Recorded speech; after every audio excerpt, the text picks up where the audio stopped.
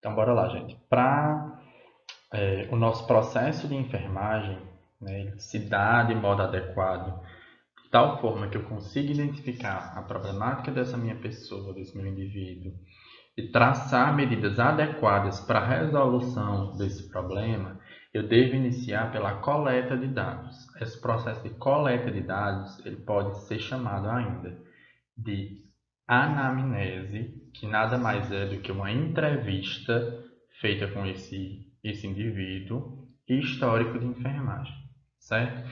Então, nesse processo de coleta de dados, eu vou realizar uma entrevista com esse meu paciente, levantando algumas questões subjetivas e objetivas do cuidado, sinais e sintomas, história desse meu paciente, e vou realizar o meu exame físico, certo? Então, nessa aula de agora, a gente vai ver um pouco sobre essa coleta de dados, mais especificamente o processo de anamnese relacionado à semiologia do sistema respiratório. Tá bem? Então, bora lá.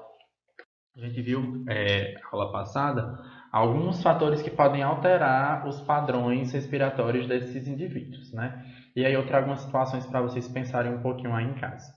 Digamos que um paciente do sexo masculino, 36 anos, chegou na unidade de emergência agitado e em situação de apneia, que é sem respirar, ele não está conseguindo respirar. O que você, enquanto enfermeiro, pode fazer na prestação da assistência de enfermagem à pessoa, a esta pessoa, né? E por onde você acha que deve iniciar? Vocês vão refletir sobre isso e ao final da aula vão tentar ofertar uma resposta, tá bem? Lembrando que semiologia, ela é uma das disciplinas bases e nela vocês vão ver diferentes termos técnicos que vocês vão precisar para executar a prática de vocês de modo mais padronizado, né? Tal que vocês consigam escrever as evoluções de enfermagem e outros profissionais entendam. A apneia é um desses termos relacionados ao sistema respiratório. Então, quando aparecer um termo novo que você não conhece, você vai registrar o termo e registrar o significado desse termo, ok? Para que vocês consigam fixar melhor essa nomenclatura científica, beleza? Então, bora nós. O processo de coleta de dados, ele é amplo, né?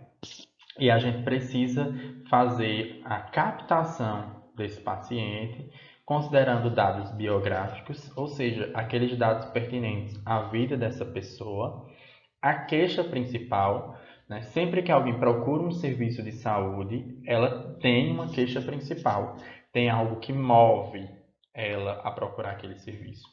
Não significa que esta seja a única queixa, tá? Então vale a pena tentar-se para isso. Mas tem uma queixa maior que move essa pessoa a buscar um serviço. E ela carrega uma história, né? Todos nós carregamos uma história de eventos de doença atual, de questões familiares, né? Então, essa história a gente consegue carregar e a gente precisa ter acesso às dos nossos pacientes por influências que esses eventos podem vir a ter sobre o processo de adoecimento e de saúde e de cuidado dessa população, certo? Então, quando eu tratar de dados biográficos, eu vou considerar as questões de nome, de sexo, de gênero, de idade, de local de habitação, de local de ocupação, né? Com que é que ele trabalha, com quem é que ele mora, onde ele mora, porque tudo isso vai me dar subsídios para pensar aquela situação. Vamos ver um exemplo, uma pessoa que procura o serviço com crises recorrentes de asma, né? Ela tem crises recorrentes de asma, toda semana ela está no serviço de saúde, e aí toda semana eu pergunto, qual é o seu nome, qual é a sua idade, onde é que você mora, você fuma? A pessoa não fuma, não tem problema relacionado à poluição no ambiente, né? Pratica exercícios físicos, tem tudo para ter uma vida saudável. E eu nunca descubro qual é a problemática que leva ele a vir a ter essas crises de asma. Mas, em momento nenhum, eu me atentei a perguntar para ele onde é que ele trabalha. E aí, no dia que eu fiz isso, onde é que o senhor trabalha? Eu trabalho numa fábrica de cimento. Estava aí a resposta que eu precisava. Então, por isso eu preciso fazer um levantamento completo desses dados biográficos. E aí observe um detalhe. Quando eu digo completo, não é que eu vou fazer todas as perguntas a todos os meus pacientes, porque eu devo direcionar essas perguntas à clínica que ele apresenta. Deixa eu ver aqui um exemplo. Eu preciso perguntar a uma criança onde ela trabalha? Não, né? Porque teoricamente a criança não deve e não pode estar trabalhando. Então eu não preciso direcionar este tipo de questão para essa criança. Eu preciso perguntar a uma criança qual a frequência de uso de cigarro que ela tem? Não, porque provavelmente ela não fume, né? Então a gente precisa direcionar isso de acordo com o público, de acordo com a clínica que ele apresenta. Quando eu digo clínica, eu tenho que destacar ainda a situação que esse paciente ele se apresenta para a gente no serviço. Digamos que a pessoa chegue numa situação mais grave e ela não possa ou não deva estar falando muito. Adianta eu estar perguntando várias coisas para ela? Não. Eu posso, inclusive, estar gravando a situação dela nesse momento. Então, vocês vão ficar atentos a alguns sinais que, se essa pessoa apresentar durante essa parte de entrevista de anamnese, a gente deve interromper aquilo pelo aquele momento, porque a gente pode estar gravando o quadro dessa pessoa. São eles: diminuição do nível de consciência. Eu estou lá conversando com essa pessoa e do nada ela começa a ficar mais sonolenta ou começa a me responder as coisas que não fazem mais sentido e antes fazia. Frequência respiratória maior que 30. Eu começo a observar que ela faz mais do que 30 vezes em um minuto. Saturação do oxigênio, né, que é a medida desse oxigênio a nível de sangue, ela está abaixo de 92, quando o normal é que ela esteja entre 96 e 100%. E sinais de cianose, que é um tom mais arroxeado nas extremidades do corpo, como os dedos, como a ponta do nariz. Ok? Se a pessoa começar a apresentar esses sinais durante o processo que a gente está conversando com elas, eu devo interromper, deixar ela descansar, porque esses são sinais de hipóxia.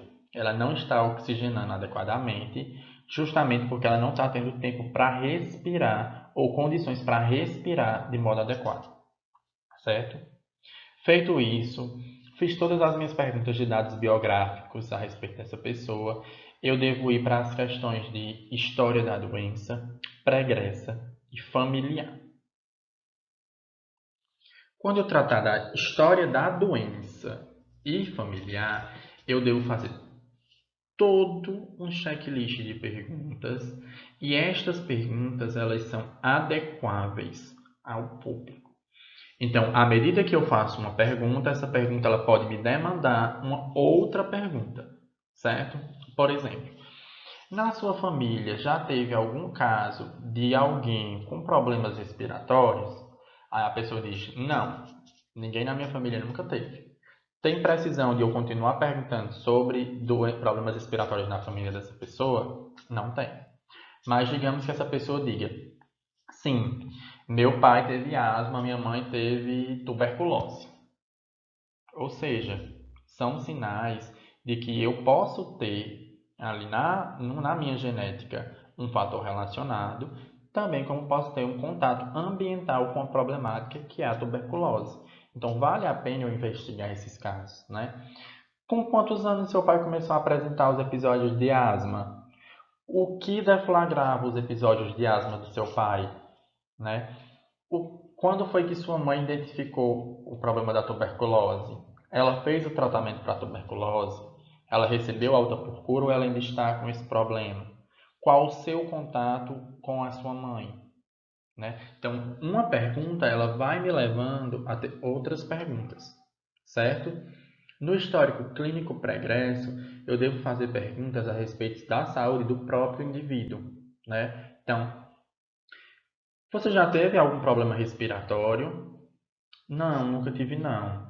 E como é que está a sua situação vacinal? Você tem acesso às vacinas relacionadas a problemas respiratórios, como por exemplo a BCG e a influenza? A pessoa, faz tantos anos que eu não tomo a influenza. Então aí já é uma medida de intervenção que eu possa estar detectando, fazer essa vacina nessa pessoa, tá? Então nesse momento eu vou perguntar coisas relacionadas à vida da pessoa, tentando me apropriar ao máximo das condições de saúde dela. Posso perguntar ainda em questão a relação de alergias. Você tem tido, em algum momento da sua vida, episódios alérgicos? Ou já teve? Já sim. O que é que disparou esse episódio alérgico? Foi, qual foi o alérgeno, né? A pessoa vai dizer, foi abelha, foi pólen, foi poeira. De acordo com o que ele for me apontando, eu vou identificando possíveis elementos para a situação que ele está naquele momento. Então, você teve contato recente com pólen, com abelha ou com poeira? Pode ser que ele esteja tendo uma reação alérgica, né? Pode ser que ele tenha um problema decorrente de uma alergia, como por exemplo a mariscos, camarão, que a pessoa costuma fechar a glote. Fechando a glote, ela impede esse fluxo respiratório, né, para a árvore brônquica, então diminui essa oxigenação. Então são elementos que eu preciso ir considerando, certo? Faz uso de alguma medicação que pode afetar o sistema respiratório? Não, não sei. Mas faz uso de alguma medicação? Faço. Quais são? E aí você, enquanto profissional de enfermagem que está cursando farmacologia, vai ver as possibilidades de alteração de padrões respiratórios das medicações que ele está usando. Faz uso de algum suplemento alimentar? Com que rotina, com que frequência? Levar em conta ainda estilos de vida e hábitos pessoais, tais como a prática de exercício, o uso de álcool, tabaco e outras drogas, né? Tudo isso vai influenciar nas questões neurológicas relacionadas à respiração e no funcionamento adequado dos alvéolos. Verificar o histórico ocupacional, né? Onde essa pessoa já trabalhou, onde ela trabalha na atualidade e ver questões relacionadas a exposições ambientais, né? Nas exposições ambientais, vocês vão considerar poluição do ambiente, acesso, deixa eu pensar aqui, a locais que tenham tido recentemente uma pintura, porque o cheiro da tinta ele pode afetar, se convive com pessoas que são fumantes, né? Então, tudo isso pode ter um efeito sobre o padrão de respiração dessa pessoa. Vocês vão considerar durante esse histórico da doença familiar também, tá? E aí a gente vai para as queixas principais. Como eu disse antes, as queixas principais, elas não são as únicas. Elas costumam vir associadas com outros problemas, mas eu vou considerar a principal das queixas daquela pessoa para direcionar a minha assistência. Isso fica muito claro na assistência à pessoa de um modo holístico, de um modo completo. Perdão. Porque a gente vai ver em semiologia, e isso ocorre em outras disciplinas também, a pessoa muito separadazinha por sistema. Vocês estão vendo aqui tudo relacionado ao sistema respiratório. Mas a gente pode chegar um paciente lá na unidade com outro problema. E aí eu vou pensar, Lucas, eu tenho que fazer o exame de todos os sistemas de modo completo para aquele paciente? Não. Você vai direcionar esse exame, essa assistência à queixa principal dessa pessoa.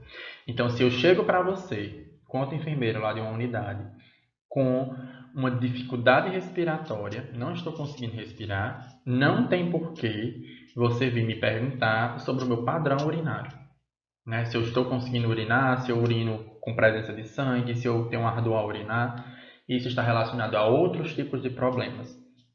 Você tem que pensar que para aquela minha queixa, o que é que pode ter relação com aquilo?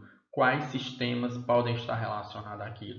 Se eu tenho uma queixa respiratória, eu tenho 3 sistemas que são bases, né? Assim, tem uma relação mais direta com esse meu padrão de respiração. Meu sistema nervoso, meu sistema respiratório e o meu sistema circulatório cardíaco, né? Então, eu vou focar mais nesses 3. Mas às vezes a gente deixa passar uma coisa que é de outro sistema.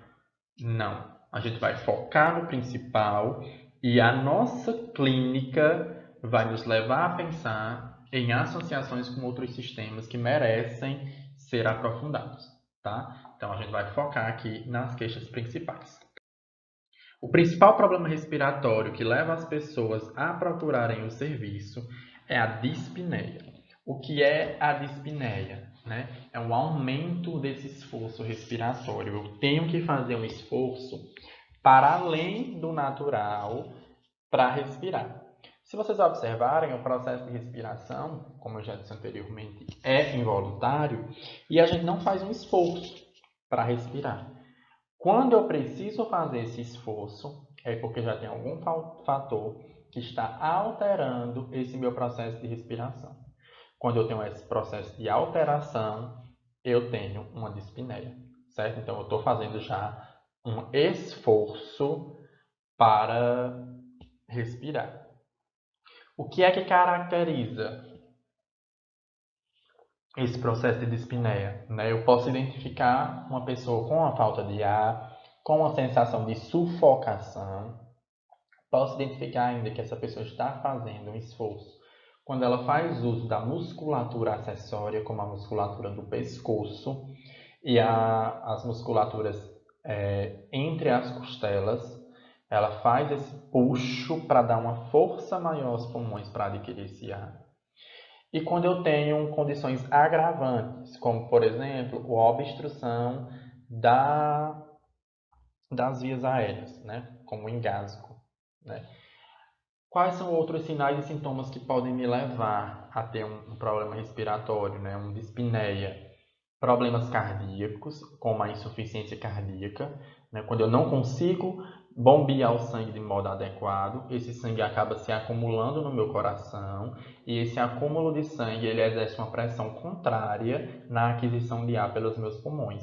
E aí eu vou ter um problema de dispneia, certo? Então é um dos termos que vocês vão registrar lá nas palavrinhas novas que vocês vão aprender.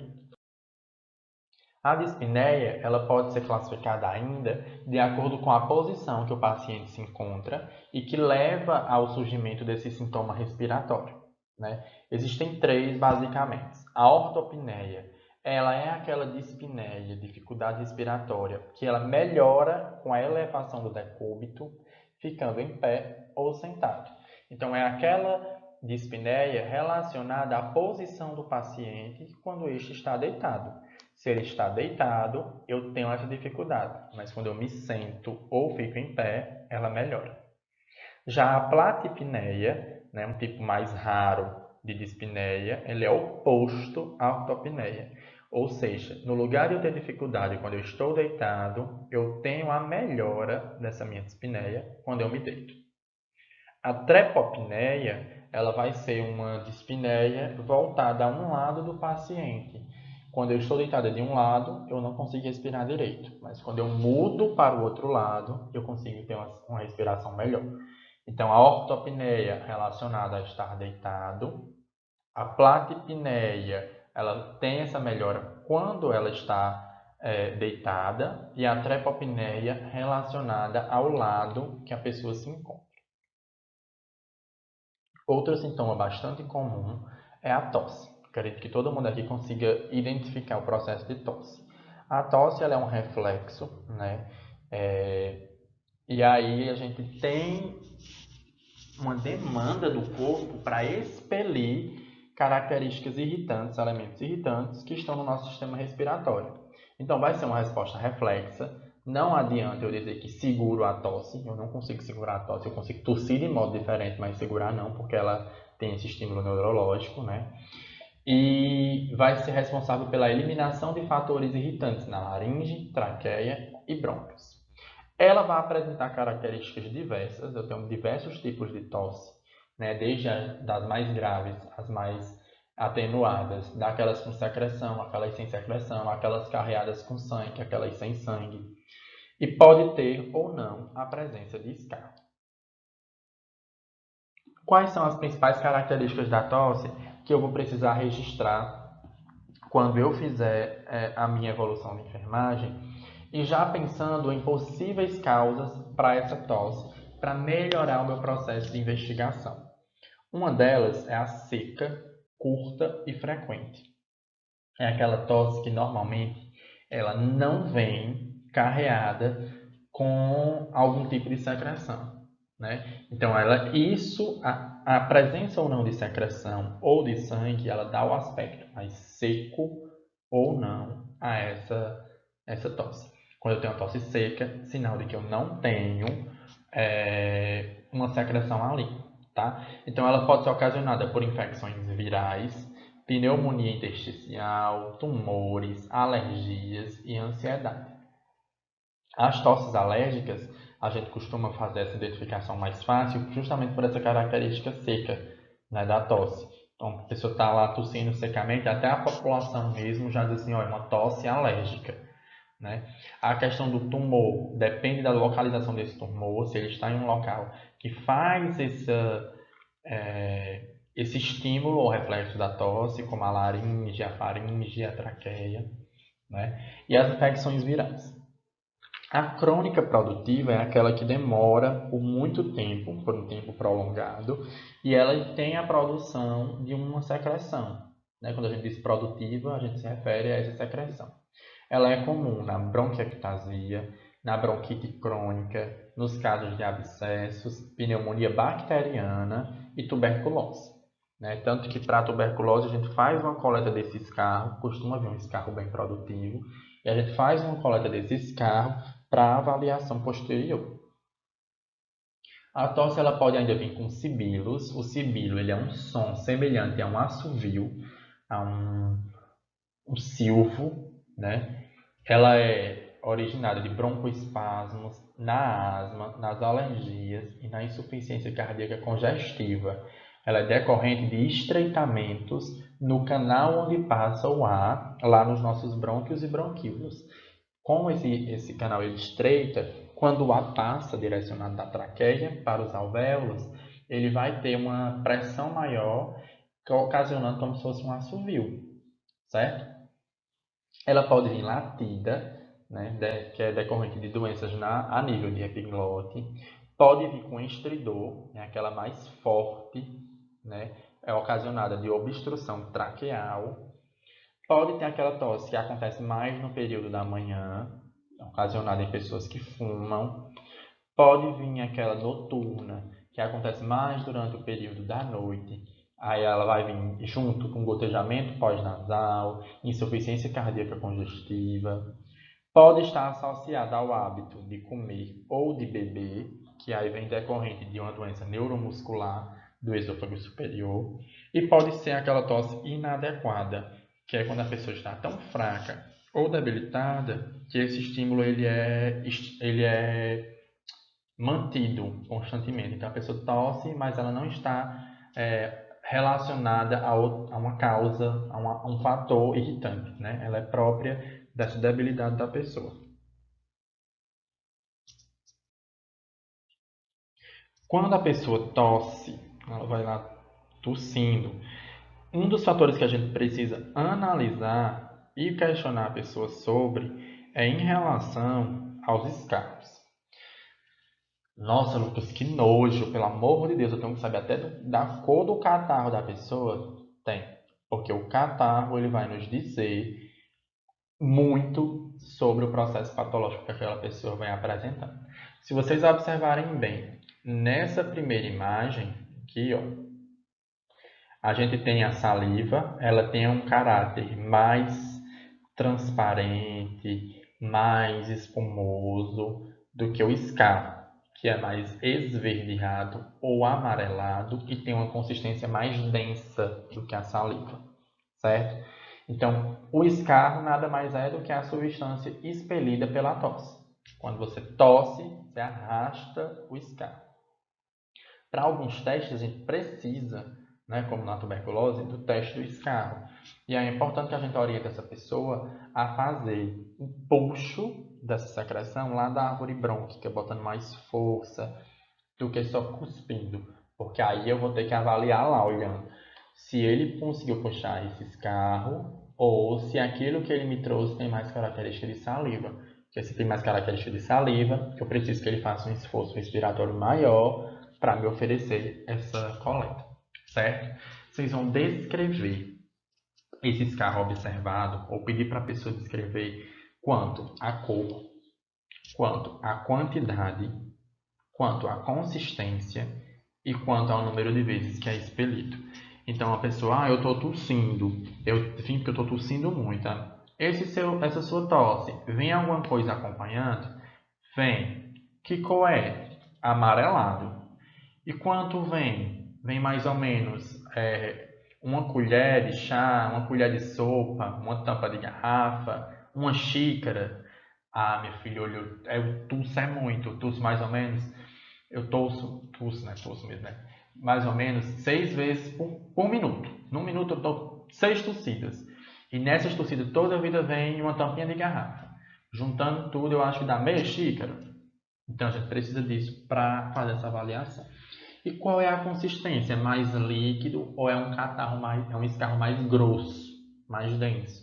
Isso também é relevante para a gente caracterizar o possível processo de adoecimento que essa pessoa tem.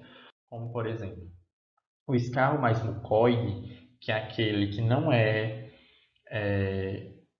muito esverdeado, ele é mais muco mesmo, ele pode ser comum na asma, em questões de tumores, na tuberculose, no enfisema e na pneumonia. Nessas mesmas situações, eu posso ter ainda um escarro que é muco purulento.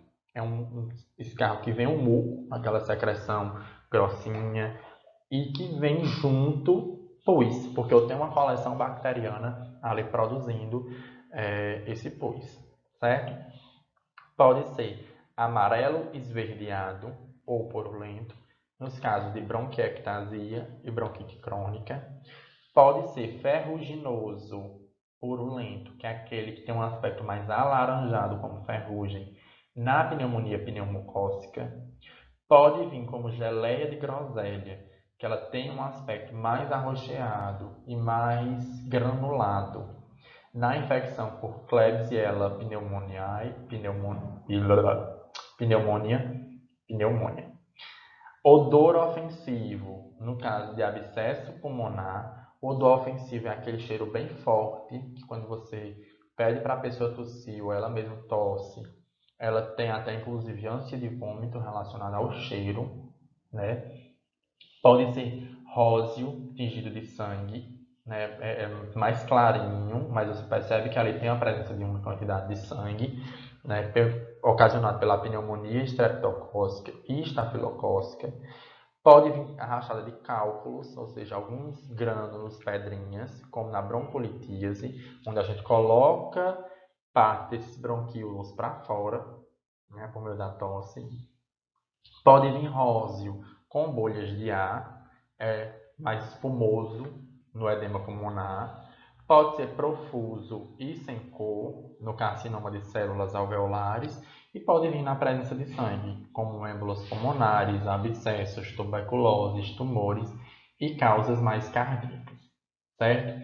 Então, quando eu fizer a avaliação desse meu escarro, ela vai me remeter a essa possível causa. Digamos que a pessoa foi lá e ela disse assim, olha, é uma tosse com cheiro muito ruim, doutor. Muito ruim, eu não gosto do cheiro, péssimo. Aí você já pensa logo, pode ser um abscesso pulmonar que essa pessoa tem aí. Ou então a pessoa diz assim, rapaz, parece ferrugem, é laranja, laranja. Então, pode ser um caso de pneumonia pneumocócica. Há ainda os casos de hemoptise. O que é a hemoptise? É o caso da tosse carreada com sangue. Eu vou tossir e junto com o meu escarro ele vem uma quantidade de sangue, certo? Então, quando a pessoa tem uma hemoptise, a gente faz direcionadas a algumas perguntas, como: você fuma? Né? Porque pode ter relação com o uso abusivo do tabaco. Quando teve início a tosse com sangue? Sempre que você tossiu com esse sangue, ou você já vem com esse processo de tosse há um tempo, e agora que esse processo de sanguinolência apareceu. O sangue é tingido, né? Lembra lá que eu falei que tem características mais arroseadas, róseas, ou ele vem com coágulos. O que parece provocar a tosse com sangue? Vômito, sangue, né? Então, o que é que leva essa pessoa a tossir trazendo esse sangue? Esse sangue vem realmente da árvore brônquica por meio da tosse, como é a hemoptise, ou ele vem por meio do vômito. Eu vou vomitar e eu vomito com sangue, né? Que são coisas diferentes. Já teve tuberculose, que a tuberculose, um dos sintomas, além da tosse, é esse processo sanguinolento presente, né? Toma medicamentos para afinar o sangue, que alguns medicamentos eles fazem esse processo de fluidez do sangue aumentar, e isso pode estar associado a esse esforço da tosse. Quando eu faço esse esforço, esse sangue rompe pequenos vasos e esse sangue ele é exteriorizado, né? Além disso, uma característica queixa muito forte é a dor torácica. E aí, nessa dor torácica, a gente precisa ter uma distinção crítica entre problemas respiratórios e cardíacos. Os problemas respiratórios e cardíacos, os dois sistemas, eles estão muito juntos. A alteração direta em um afeta logo o outro. Então, quando a pessoa chega com uma dor torácica, você imagina logo problema cardiorrespiratório. Pode ser um infarto, pode ser uma obstrução das vias aéreas, pode ser uma embolia pulmonar, né? Então, pode ter essa relação direta com o sistema cardíaco. Você vai ter que pedir para essa pessoa caracterizar essa dor, né? Tentar localizar o melhor possível, se ela consegue falar, se ela tem um nível de consciência preservado, dizer onde essa dor está localizada, se ela é mais aguda, se ela é mais empontada, o que foi que ocasionou o início dessa dor. Vai ter que avaliar a presença dessa dor durante a inspiração e a expiração, para ver em qual dos dois ela aumenta ou se esse padrão ela se mantém nos dois processos, e avaliar outros sintomas que possam estar relacionados a esse nível de dor torácica. Avaliar dessas queixas, eu faço o meu registro, né, do que é que essa pessoa tem a possibilidade de ter, aparentemente, e eu vou direcionar o meu exame físico a isso, tá bem? Então a gente encerra essa aula de anamnese aqui e vamos dar continuidade agora com a aula sobre exame físico.